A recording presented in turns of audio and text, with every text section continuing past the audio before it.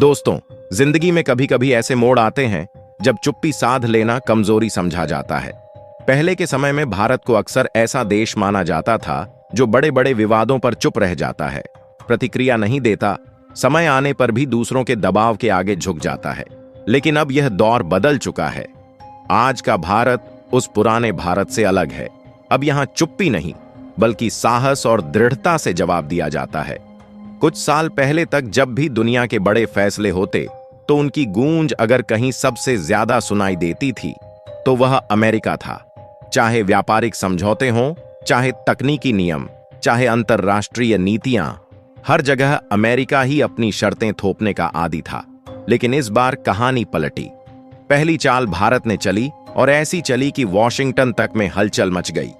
हुआ यूं कि अमेरिका के राष्ट्रपति डोनाल्ड ट्रंप ने एक बयान दे दिया जिसने सीधे भारतीय आत्मसम्मान को छुआ। उन्होंने खुले मंच से कहा कि अब अमेरिकी कंपनियों को भारतीयों को नौकरी देना बंद कर देना चाहिए।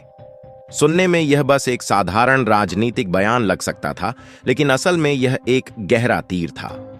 यह बयान भारत की मेहनत, भारत की बुद्धिमत्ता और भारत के सपनों को चुनौती देने जैसा था। लेकिन यह नया भारत है। अब यहां जवाब शब्दों से नहीं बल्कि कदमों से दिया जाता है। और हुआ भी वही। ट्रंप के बयान के कुछ ही घंटों में दिल्ली से ऐसा फैसला आया जिसने अमेरिकी प्रशासन की नींव तक हिला दी। भारत ने ऐतिहासिक डिजिटल टैक्स लागू कर दिया। दोस्तों, इस ऐतिहासिक जीत पर अगर आप भी गर्व करते हैं तो वीडियो को लाइक और चैनल को सब्सक्राइब करके कमेंट में जय हिंद जरूर लिख दीजिए और हिस्सा बन जाइए। अब आप सोचिए, ये टैक्स किन पर लागू हुआ? सीधा असर पड़ा उन्हीं दिग्गज कंपनियों पर जिन पर अमेरिका गर्व करता है, गूगल, अमेजन, एप्पल और मेटा।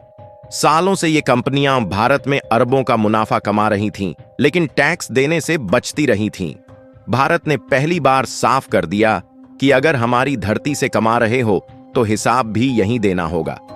यह कदम केवल एक टैक्स का मसला नहीं था, यह भारत का संदेश था। यह वह पल था जिसने दुनिया को दिखा दिया कि अब भारत खेल के नियम बदलने वाला है।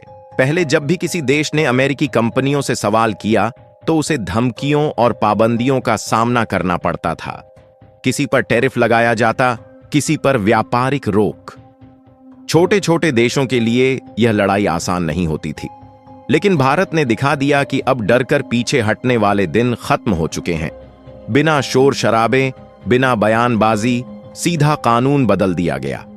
यह झटका अमेरिका के लिए किसी तमाचे से कम नहीं था। ट्रंप का गुस्सा यहीं से और भड़क उठा। उन्होंने दोबारा भारतीयों को निशाना बनाया और कहा कि अब अमेरिकी कंपनियों में भारतीय इंजीनियरों की भर्ती बंद होनी चाहिए। पर यहां बड़ा सवाल यह नहीं था कि ट्रंप ने क्या कहा। असली सवाल यह था कि भारत ने उसका जवाब कैसे दिया। और दोस्तों, भारत का जवाब इतना सटीक था कि पूरी दुनिया दंग रह गई। भारत ने न तो मंच से बहस की, न गुस्सा दिखाया। भारत ने केवल नीति लागू की और वही नीति खेल बदलने का हथियार बन गई। अब सोचिए, भारत से गूगल हर साल सैकड़ों करोड़ का मुनाफा कमाता है। अमेजॉन का राजस्व तो हजारों करोड़ से भी ज्यादा है। एप्पल और मेटा भी मिलकर अरबों रुपये ले जाते हैं। और फिर बहाना यह कि भारत में उनका हेड ऑफिस नहीं है, इसलिए टैक्स नहीं देना होगा।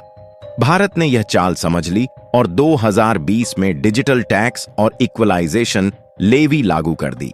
नियम साफ था, अगर आप भारत से पैसा कमा रहे हैं तो टैक्स भी यहीं देना होगा, चाहे आपका हेड ऑफिस दिल्ली में हो या कैलिफोर्निया में। इस नियम के तहत जो भी विदेशी कंपनी भारत में डिजिटल विज्ञापन बेचती है उस पर 6% टैक्स और जो ऑनलाइन उत्पाद या सेवाएं बेचती हैं उन पर 2% टैक्स लगाया गया। अब तक जो कंपनियां टैक्स से बच रही थीं, उनकी जेब पर सीधा असर पड़ा। अमेरिका में खलबली मच गई। ट्रंप प्रशासन ने धमकियां दी, टैरिफ का डर दिखाया। लेकिन भारत इस बार पीछे नहीं हटा। सरकार ने साफ कह दिया, बातचीत होगी लेकिन टैक्स रहेगा। यह वही पल था जब दुनिया ने महसूस किया कि भारत अब केवल एक बड़ा बाजार नहीं बल्कि बड़ा खिलाड़ी भी बन चुका है। भारत दुनिया का सबसे बड़ा डिजिटल बाजार है। 70 करोड़ से ज्यादा इंटरनेट यूजर और आने वाले वर्षों में यह संख्या 100 करोड़ से ऊपर जा सकती है। ऐसे बाजार को नजरअंदाज करना किसी भी कंपनी के लिए असंभव है।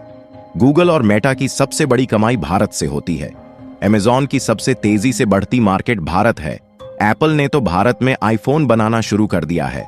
भारत अब केवल यूजर बेस नहीं बल्कि ग्लोबल बिजनेस का केंद्र है। और यह बात अमेरिका को सबसे ज्यादा खटक रही थी। भारत ने सिर्फ टैक्स तक ही नहीं रोका बल्कि विदेशी कंपनियों को साफ कह दिया कि अगर यहां व्यापार करोगे तो डेटा भी यहीं स्टोर करना होगा। पहले ये कंपनियां भारतीय यूजर्स का डेटा विदेश में स्टोर करती थीं, लेकिन भारत ने स्पष्ट कर दिया कि भारतीय नागरिकों की जानकारी भारत में ही सुरक्षित रहेगी। यह कदम इतना बड़ा था कि अमेरिका के थिंक टैंक तक मान गए कि भारत अब डिजिटल संप्रभुता की राह पर निकल चुका है। अब आप सोचिए, अमेरिका की मुश्किल क्या थी? एक तरफ भारत उनका सबसे बड़ा बाजार है, दूसरी तरफ भारत अब नियम भी खुद लिख रहा है। गूगल, अमेजॉन, मेटा और एप्पल जैसी कंपनियां भारत को छोड़ ही नहीं सकती। यही कारण था कि ट्रंप ने राजनीतिक दबाव में कठोर रुख अपनाया। उन्होंने कहा कि अगर भारत टैक्स बढ़ाएगा तो अमेरिका भी टैरिफ लगाएगा। लेकिन भारत डरा नहीं। उल्टा सरकार ने इशारा कर दिया कि अगर और दबाव बनाया गया तो टैक्स और बढ़ सकते हैं। सोचिए, अगर 2% टैक्स बढ़कर 4% और 6% टैक्स बढ़कर 8% हो गया तो क्या होगा? इन कंपनियों को हर साल हजारों करोड़ का नुकसान उठाना पड़ेगा। यही वह पल था जब दुनिया ने समझ लिया कि भारत अब सिर्फ बाजार नहीं बल्कि ताकत है। यह लड़ाई केवल टैक्स की नहीं थी, यह आत्मसम्मान की लड़ाई थी। भारत का यह कदम दुनिया भर में चर्चा का विषय बन गया। यूरोप के कई देशों ने भी इसी राह पर चलना शुरू किया। फ्रांस, इटली और ब्रिटेन ने भी डिजिटल टैक्स लागू करने पर विचार किया। भारत का कदम पूरी दुनिया के लिए मिसाल बन गया। ट्रंप ने सोचा था कि उनके बयान से भारत दबाव में आ जाएगा, लेकिन भारत ने उस दबाव को अवसर में बदल दिया। अब भारत ने दुनिया को यह समझा दिया कि अगर यहां कारोबार करना है तो केवल मुनाफे के लिए नहीं बल्कि भारतीय कानूनों का सम्मान करते हुए करना होगा। लेकिन दोस्तों, कहानी यहीं खत्म नहीं होती। ट्रंप ने भारतीयों को नौकरी से बाहर करने की धमकी दी, लेकिन सच यह है कि अमेरिकी टेक कंपनियां भारतीय दिमाग के बिना अधूरी हैं। सिलिकॉन वैली की आधी से ज्यादा ताकत भारतीय इंजीनियरों पर टिकी है। गूगल के सुंदर पिचाई, माइक्रोसॉफ्ट के सत्य नडेला जैसे नाम आज अमेरिका की टेक्नोलॉजी की रीढ़ हैं। इन्हें हटाकर अमेरिका की टेक्नोलॉजी की कल्पना भी नहीं की जा सकती।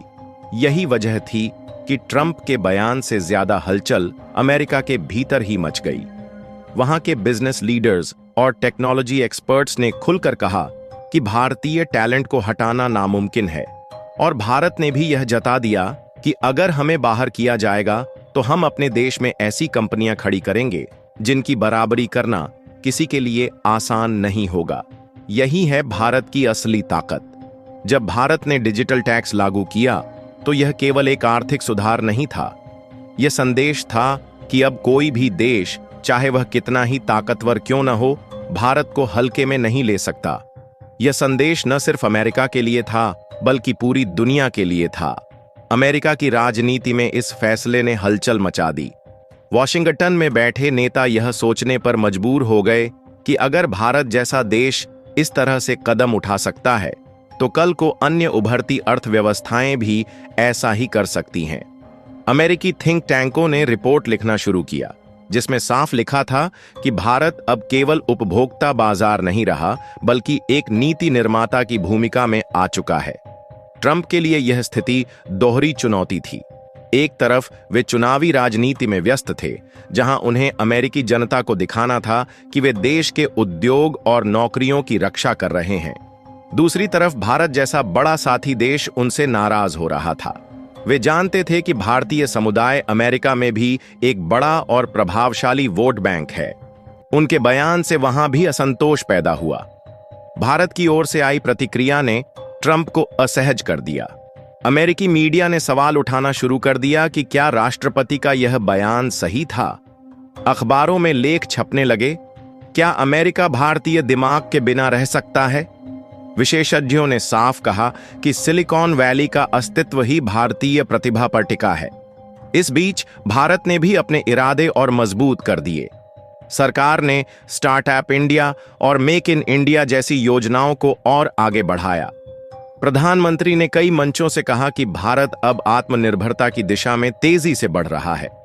युवाओं को प्रोत्साहित किया गया कि वे देश में ही ऐसे उत्पाद और सेवाएं तैयार करें जिनकी बराबरी बड़ी विदेशी कंपनियां भी न कर सकें। यही वह समय था जब भारत में डिजिटल क्रांति ने नई रफ्तार पकड़ी। गांव-गांव तक इंटरनेट पहुंचा। छोटे-छोटे कस्बों से भी युवा ऑनलाइन कारोबार करने लगे।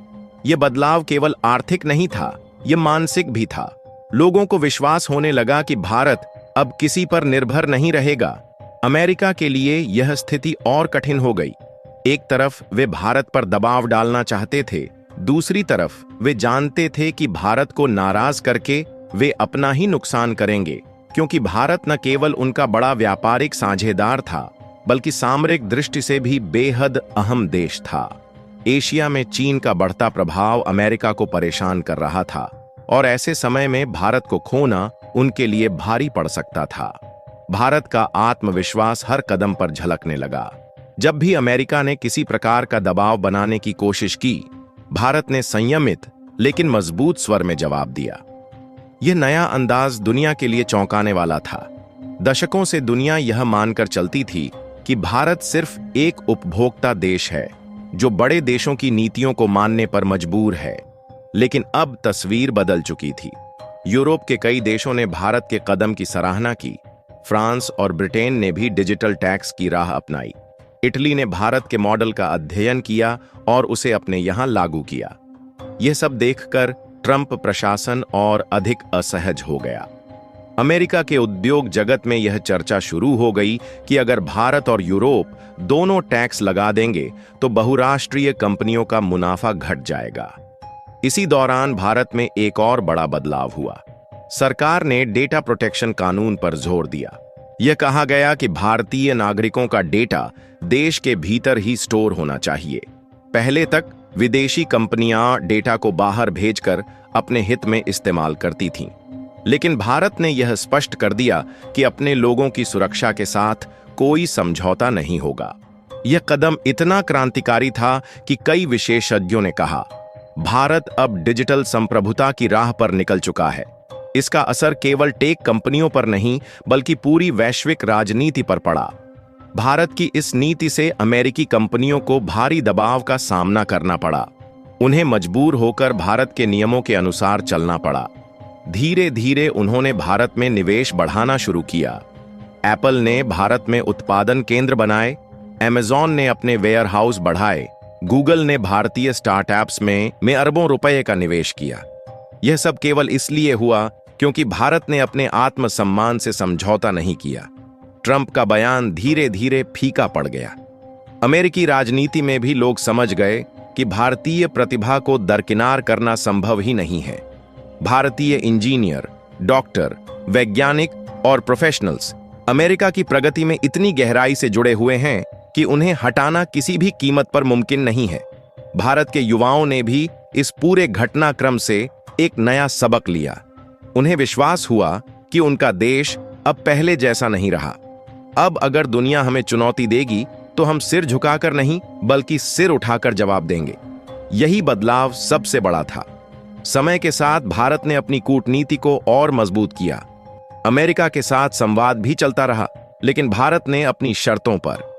यह संतुलन ही भारत की नई ताकत थी।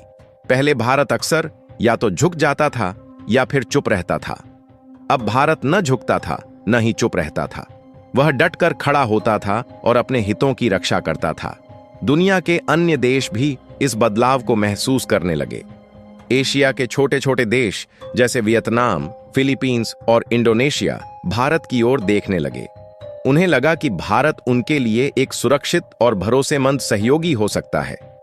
मध्य एशिया और पश्चिम एशिया के देशों ने भी भारत को एक नई नजर से देखना शुरू किया।